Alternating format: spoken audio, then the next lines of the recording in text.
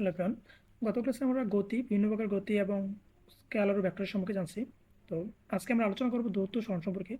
দূরত্ব কী এবং সরণ কী, আর ডেফিনেশনগুলো এবং দূরত্ব সরণ কীভাবে কাজ করে, কোনটা ভেক্টর রাশি এবং কোনটা স্কেলার রাশি, এই সম্পর্কে বিস্তারিত আলোচনা করব। তো দূরত্ব কী? দূরত্ব হচ্ছে একটি বস্তু মোট যতটুকু দূরত্ব পথ অতিক্রম করে তাকে আমরা মূলত দূরত্ব বলি। মানে কি, একটা বস্তু মোট কতটা পথ অতিক্রম করেছে এই বিষয়টাকে আমরা বলি দূরত্ব। মানে কোনো একটা বস্তু যদি প্রথম এ বিন্দু থেকে বি বিন্দুতে যায় এবং বি থেকে সিতে যায়, সি থেকে ডিতে যায়, তাহলে মূলত বস্তু গেছে হচ্ছে এ থেকে ডি এর মধ্যে। তাহলে যে এ থেকে ডি এর মধ্যে যে অতিক্রান্ত দূরত্বটা, অতিক্রান্ত পথটাকে আমরা বলবো হচ্ছে দূরত্ব। যদি এ থেকে বি হয় 5, বি থেকে সি হয় 5 এবং সি থেকে ডি হয় 5, তার টোটাল হচ্ছে 15, তাহলে প্রত্যেকটা 15 কিলোমিটার। তাহলে এ থেকে ডি এর দূরত্ব হচ্ছে 15 কিলোমিটার। অর্থাৎ বস্তু যতটুকু দূরত্ব অতিক্রম করবে, যতটুকু পথ অতিক্রম করবে তাকে আমরা বলবো হচ্ছে দূরত্ব। তো দূরত্ব একটা স্কেলার রাশি। কারণ দূরত্ব স্কেলার রাশি কেন? এদিকে শুধু মান প্রাধান্য পেয়েছে। আমরা কখনোই বলি না যে এ থেকে ডি এর দিকে যাচ্ছে, কিন্তু কখনোই বলতেছি না এ থেকে ডান দিকে ডি এর দিকে বা বাম দিকে ডি এর দিকে। রিজন, এ থেকে যে কোনো দিকেই বস্তু 15 কিলোমিটার যেতে পারে, বা যে কোনো দিকেই বস্তু এদিক থেকে এভাবে ঘুরতে পারে, এভাবে ঘুরতে পারে, এভাবে ঘুরতে পারে, এভাবে ঘুরে বস্তু 15 কিলোমিটার যেতে পারে। আবার যে কোনোভাবে ঘুরে বা অথবা একটা বৃত্তাকার পথে ঘুরেও বস্তু 15 কিলোমিটার যেতে পারে। তো বস্তুর এদিকে আসলে নির্দিষ্ট কোনো দিকের প্রাধান্য পাচ্ছে না। যেহেতু দিকের প্রাধান্য পাচ্ছে না, শুধু মানের প্রাধান্য পাচ্ছে, এই জন্য আমরা দূরত্বকে স্কেলার রাশি বলবো।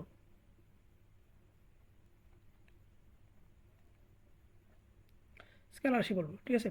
তাহলে যদি আমরা আরেকটু সুন্দর উদাহরণে যাই।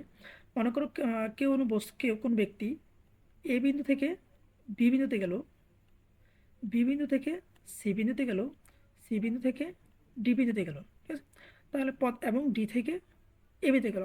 মনে করি যে এটা একটা বর্গাকার পথে কোন একটা ব্যক্তি বর্গাকার পথে চলছে। তো বর্গাকার পথ যেহেতু সবগুলো বাহু হচ্ছে সমান, তো মনে করি প্রত্যেকটা বাহুর মান হচ্ছে 5। এটা 5 হলে এটা 5, এটা 5 এবং এটা 5। তাহলে যদি আমি বলি ব্যক্তি যদি এ বিন্দু থেকে ডি বিন্দুতে আসে, তাহলে ব্যক্তি কতটুকু দূরত্ব অতিক্রম করলো? তা আমরা তখন কত বলবো? 5 কিলোমিটার। 5 কিলোমিটার 10 কিলোমিটার, 5 10 আর 5 হচ্ছে 15 কিলোমিটার। তাহলে এ থেকে ডি বিন্দুতে আসতে বস্তু মূলত 15 কিলোমিটার পথ অতিক্রম করেছে, ঠিক আছে?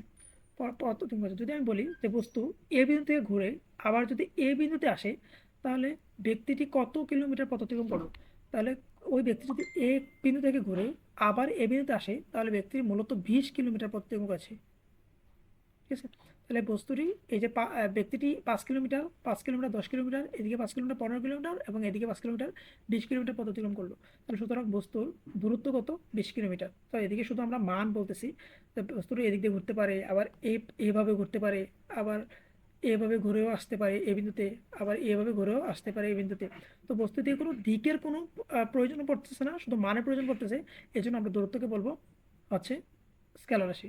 তো দূরত্ব সবসময় হয় কি? দূরত্ব সবসময় ধনাত্মক হয়। ধনাত্মক মানে কি? দেখো, যখন আমরা বস্তুটা এদিক থেকে ঘুরে এদিকে আসছে, মনে করো ডি বিন্দুতে, তখন আমরা পাচ্ছি হচ্ছে 15 কিলোমিটার।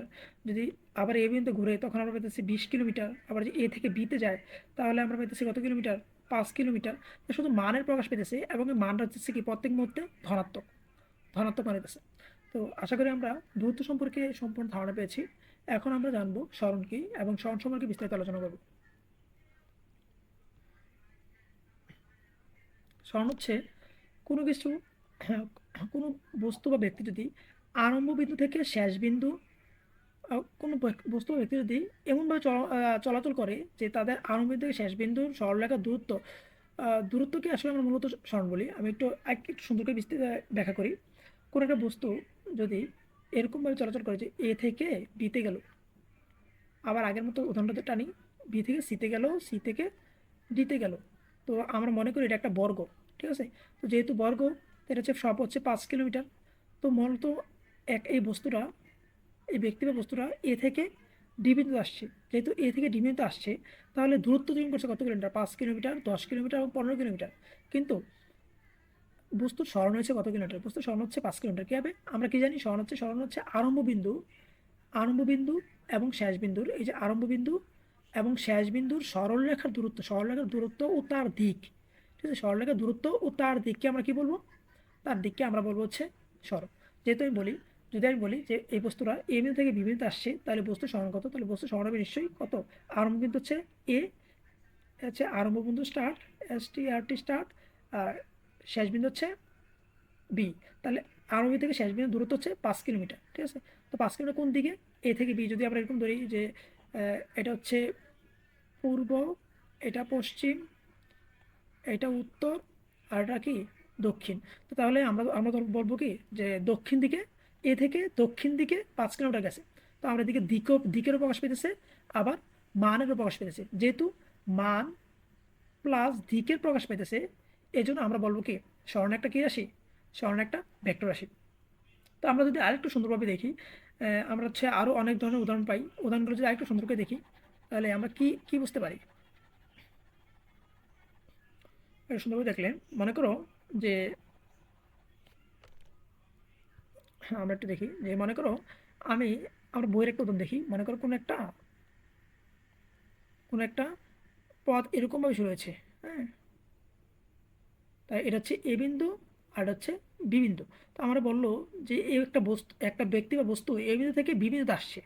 তো এ বিন্দু থেকে বি বিন্দু হচ্ছে 50 কিলোমিটার।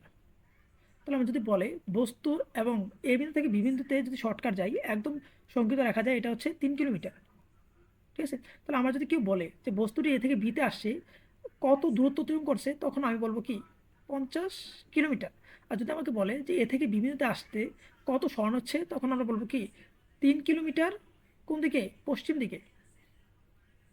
তাহলে আমরা 3 কিলোমিটার এ থেকে যদি আমরা পশ্চিম দিকে 3 কিলোমিটার যাই, তাহলে আমরা বিভিন্ন বাজাতেছি। আবার যদি আমরা এরকমভাবে আগে যাই, এ থেকে 50 কিলোমিটার ঘুরে ঘুরে ঘুরে ঘুরে যাই, তাহলে আমরা কি বিন্দু পেতেছি। তো আমি আমি গেলাম হচ্ছে এ থেকে বি বিন্দুতে এভাবে ঘুরে, তাহলে এই যে ঘুরে গেলাম, এটাকে আমরা বলবো হচ্ছে দূরত্ব। আর যে এ থেকে পশ্চিম দিকে একটা দিক নির্দেশ করে দেওয়া আছে, বিতে আসলাম, সর্বনিম্ন শুরু বিন্দু এবং আদি বিন্দুর যে মধ্যকার দূরত্ব, এটাকে আমরা বলবো কি সরণ। তাহলে আমরা বুঝতে পারলাম যে সরণ একটা ভেক্টর রাশি। তো এবার আমরা আমরা আমরা কি ইয়াতে স্কেলার ইয়ার ক্ষেত্রে পড়েছিলাম, দূরত্বের ক্ষেত্রে পড়েছিলাম যে দূরত্ব সবসময় কি ধনাত্মক হয়, কিন্তু সরণকে ধনাত্মক হইতে পারে, ঋণাত্মক হইতে পারে, আবার শূন্য হইতে পারে।